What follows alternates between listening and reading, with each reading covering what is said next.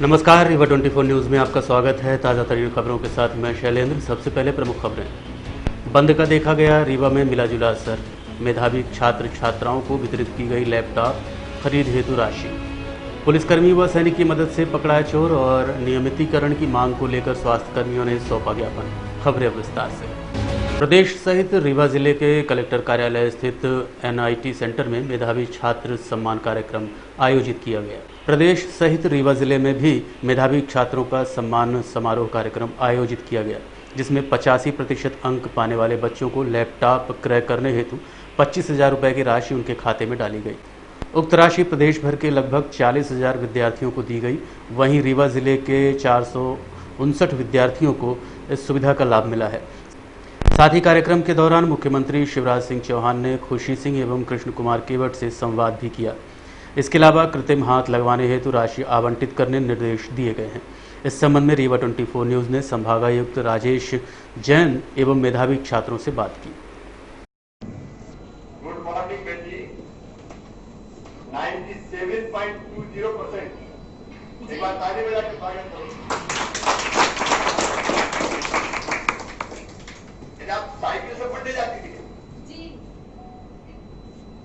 कौन सा गांव है आपका? चुनरी।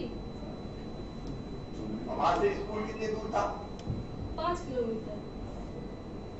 तो रोज 5 किलोमीटर साइकिल से जाती थी और साइकिल से वापस आती थी? हाँ। अच्छा, साइकिल किसने दी थी बेटी? गवर्नमेंट ने। अच्छा, तो साइकिल का भी ठीक उपयोग हुआ? जी। अब ये बताओ मुझे, पिताजी तो खेती करते हैं। जी। ये प्रेरणा तुमको कहां से मिली कि नहीं हमको तो टॉप करना है, इतने % लेके आना है, सबसे आगे लेना है? हमारे जो स्कूल के टीचर थे और माता पिता से ये प्रेरणा मिली है, जो सदस्य थे घर के और भी हमें प्रेरणा दिए हैं। कितने घंटे पढ़ती थी? 5 घंटे। स्कूल के अलावा? स्कूल के अलावा पहले सुबह 4 बजे तक पढ़ते थे उठ के, और उसके बाद मम्मी का हाथ बटाते थे, उसके स्कूल जाते थे और फिर स्कूल में अपना होमवर्क। हमें बहुत अच्छा लगा कि उन्हें हमें मतलब बुला के और क्या बोलते हैं सम्मानित किए हैं। क्या क्या बोला क्या क्या पूछा आपसे? क्या बोला उन्होंने? क्या पूछा?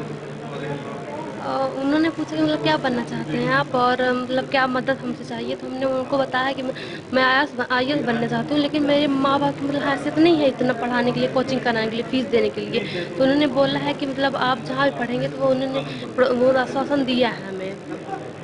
आगे की पढ़ाई के लिए आपने से बोला, उन्होंने जी। क्या आश्वासन दिया? उन्होंने दिया है कि मतलब आप आगे पढ़ाई जहाँ भी करना चाहते हैं, तो मतलब आगे की पढ़ाई की वो व्यवस्था करेंगे।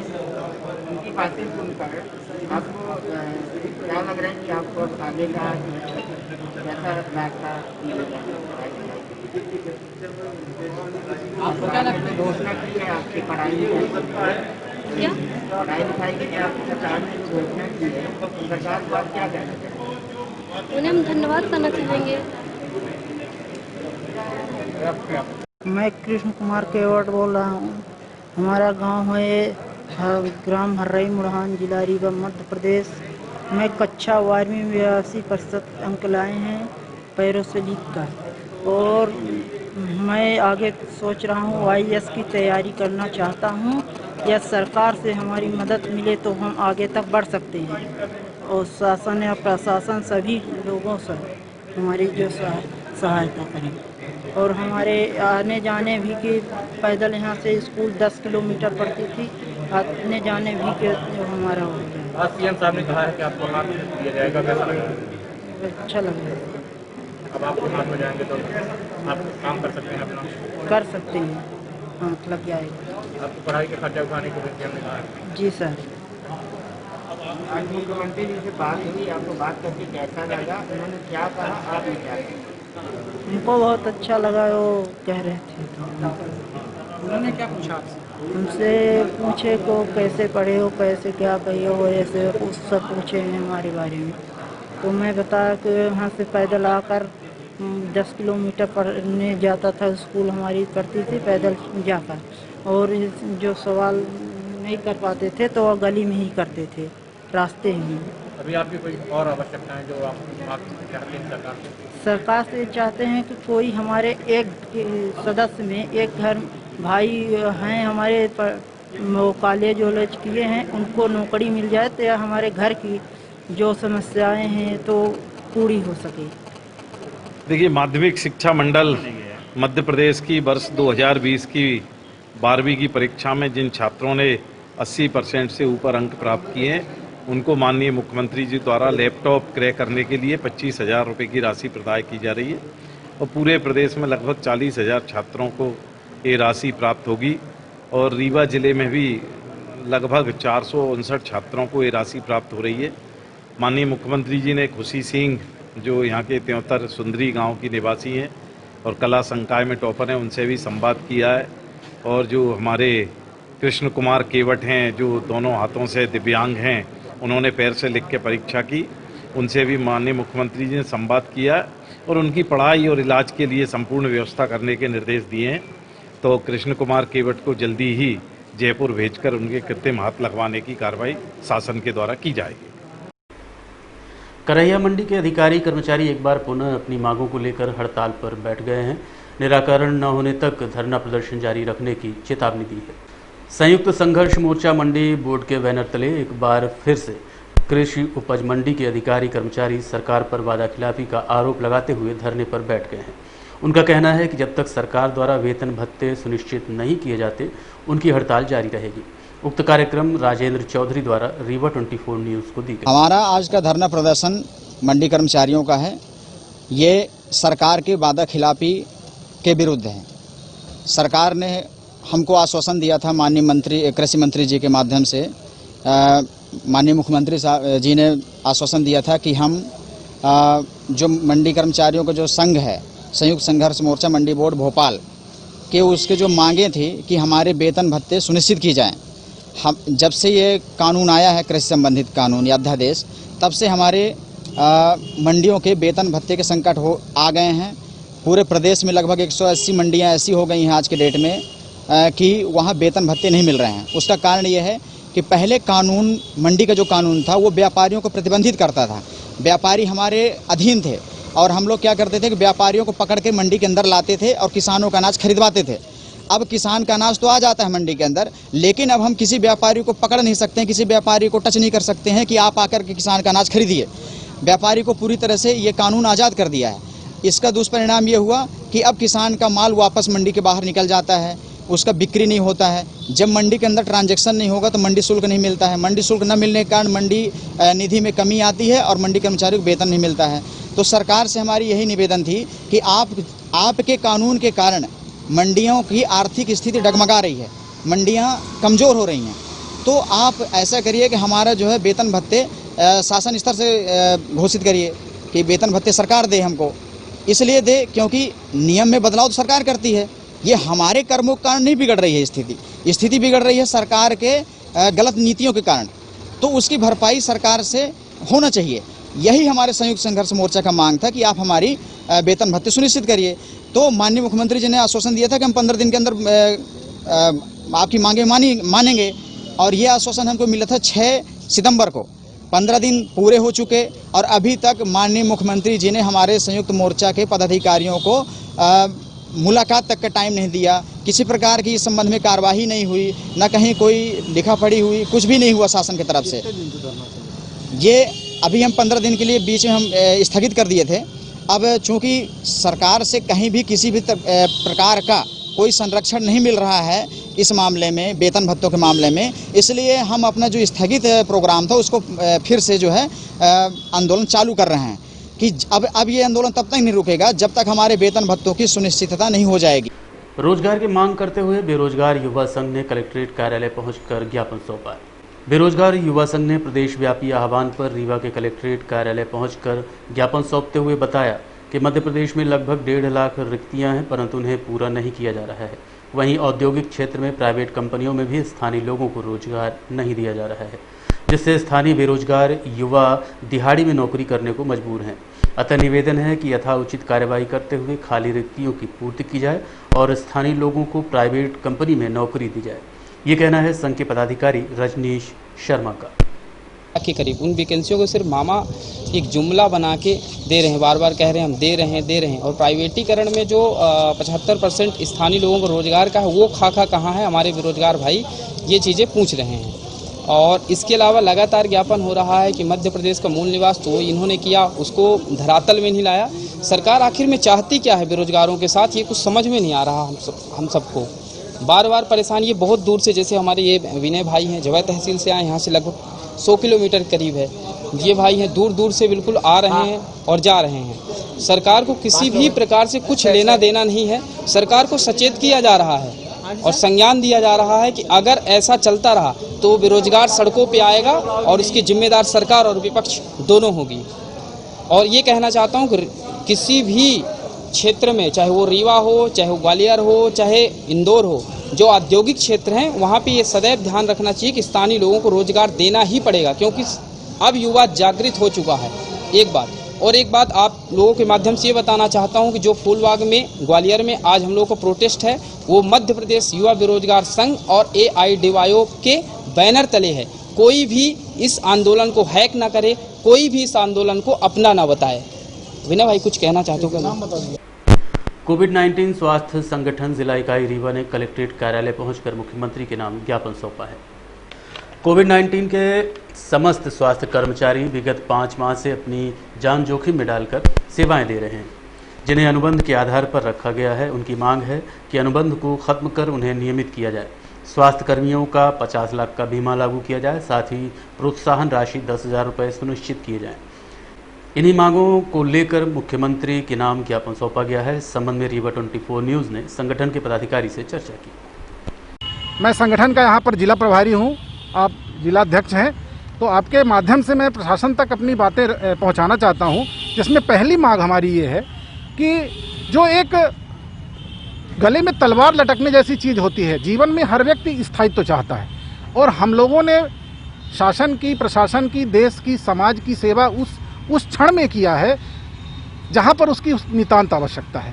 तो हमारी अभी मेन मुद्दे क्या है? मुद्दा हमारा ये है सर, 3 मांगे हैं हमारी कि हमारी सेवाओं को नियमित कर दिया जाए और दूसरी हमारी जो प्रमुख मांग है, प्रमुख तो हमारी नियमितीकरण की मांग है, दूसरा उसमें महत्वपूर्ण बिंदु है कर्मवीर कल्याण योजना की घोषणा हमारे यशस्वी मुख्यमंत्री ने की है कि 50 लाख रुपए का बीमा हमारे कोरोना योद्धाओं को दिया जाएगा। तो हमारे समस्त कर्मचारी जो कोरोना काल में इसमें ड्यूटी कर रहे हैं उनको इस कर्मवीर कल्याण योजना का लाभ दिया जाए।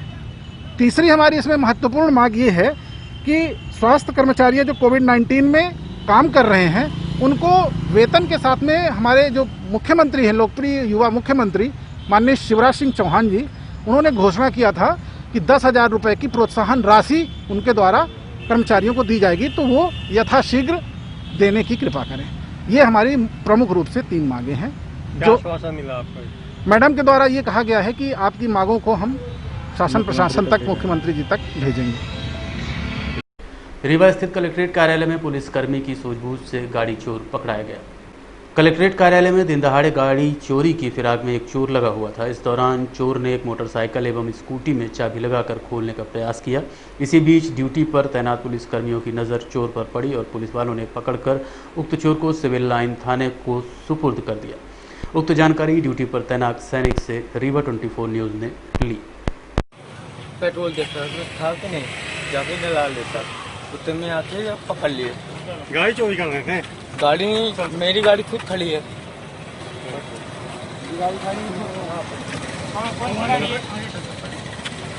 कौन सी गाड़ी है तेरी?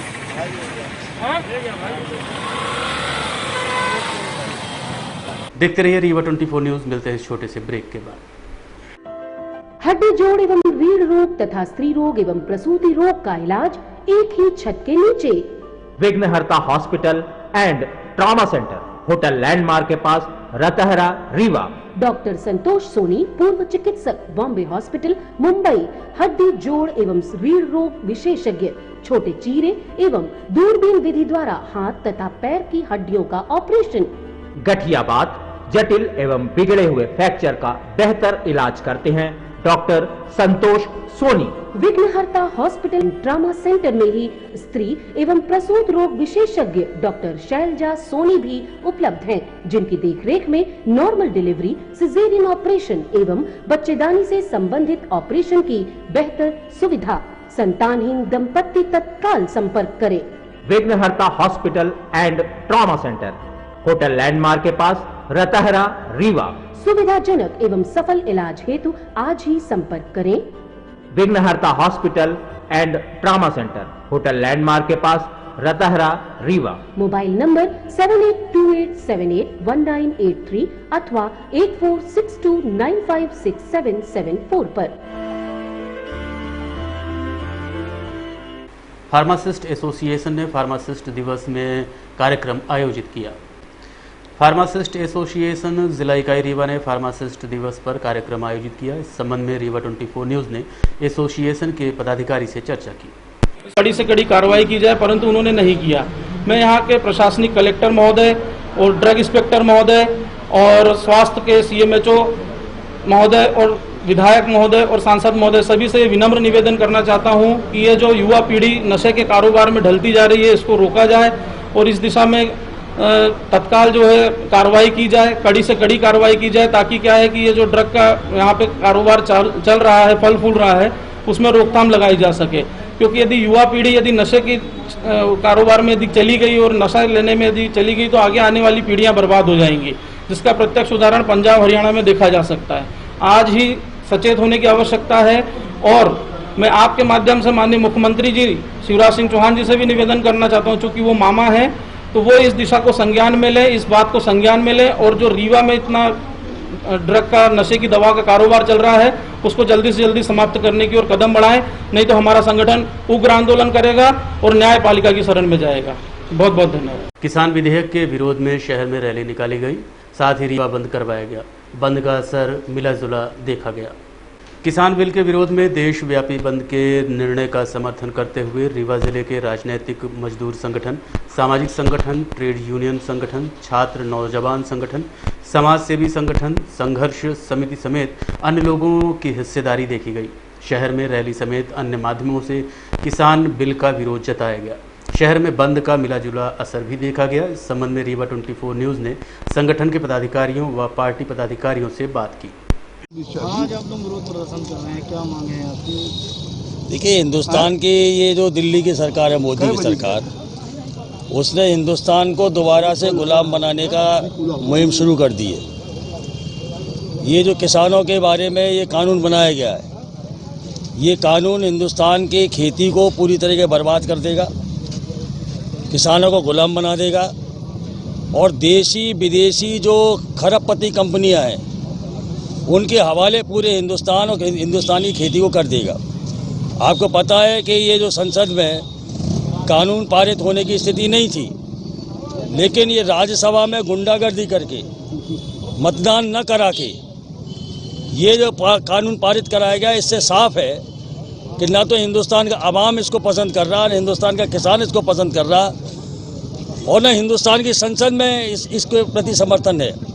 और आज पूरे देश के अंदर किसानों के साथ में मजदूर, किसान, छात्र, नौजवान, पूरे देश का आवाम इस सरकार के ये काले कानून जो हैं उनके खिलाफ सड़क पर उतरा है। और आज ये जो रीवा में बंद का जो आह्वान है, इसमें किसानों के तमाम सारे संगठन शामिल हैं, इसके अंदर मजदूरों के संगठन शामिल हैं।